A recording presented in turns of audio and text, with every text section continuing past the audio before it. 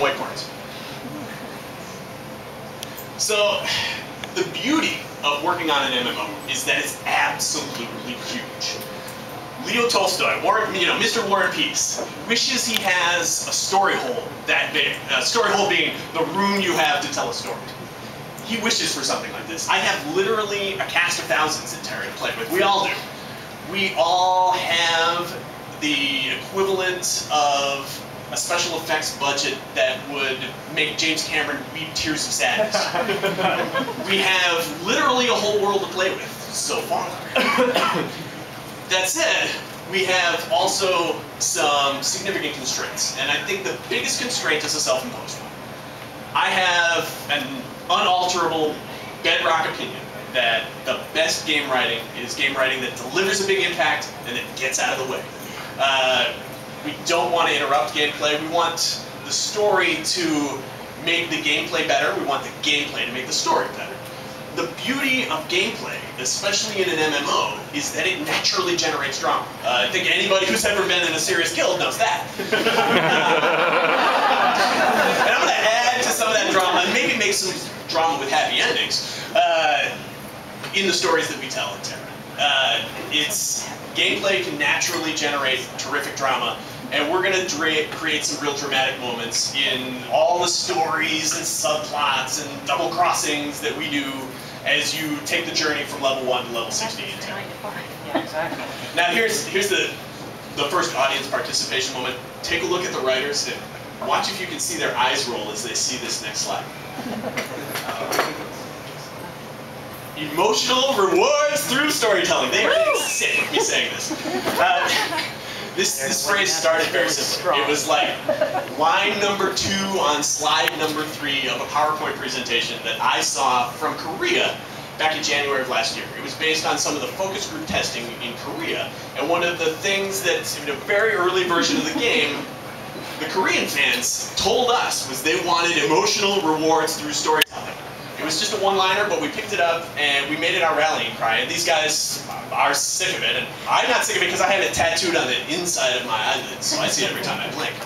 But it's really important to us that the stories don't just involve static characters, that it's not just bring me 10 bear asses, that we do B-E-A-R, to be clear.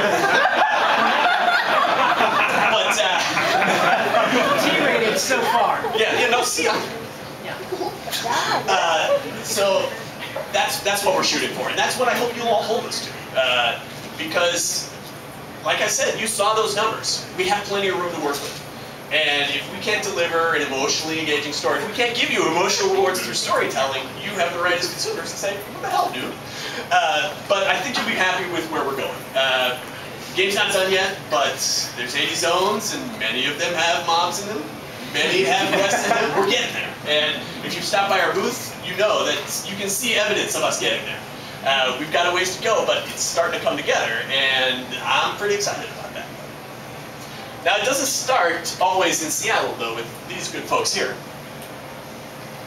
It often starts in Korea, in Seoul, at Blue Hole Studios.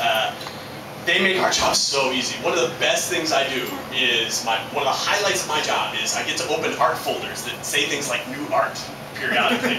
And sometimes the concept artists at Blue Hole are they're a little nervous. I'll get things like, we're not sure this might be going too far. And I have yet to say, dude, that's just crazy. One of the great things about TERA is that it doesn't go right down the middle of the fairway in terms of the fantasy tropes. You're not going to find a lot of very traditional goblins and things like that in the game. Everything has this sort of weird spin on it, and I think I speak for all the writers in that makes it way easier to write with. And likewise, the gameplay structure they've made is such an action game. Action leads to great storytelling moments and emotional rewards naturally. I mean, pick up a sports page, right? That's just pure action, but drama naturally emerges from it, and that's pretty cool. And in a massive game where you're playing an action game with 1,000 of your closest friends, we've got the opportunity to do likewise. I'm the lucky guy. I get all the frequent flyer miles because I'm zipping back and forth, and we write sketch on whiteboards. The plot needs to go here, and then what if we introduce this NPC here?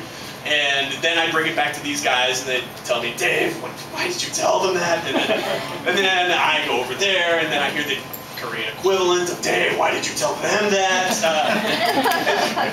But the reason the whole system, this collaboration across the ocean works, I think it works for two reasons, none of which have anything to do with me. The first reason it works is that Bluehole really wants to tell great stories, and they have been nothing but accommodating whenever I come up with a crazy idea.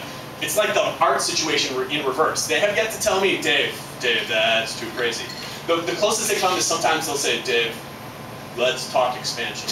but that's the closest they've ever come. They've been very willing to take what we think up over here in Seattle and run with it. There'll be quests you'll play in this game that will be written by these folks right here. And if we all do our jobs right, you'll never know which ones. Some will be written over in Seoul, because they got pretty clever people over there. And we got some pretty clever people over here too, and we're working on both sides of the ocean and zipping stuff back and forth.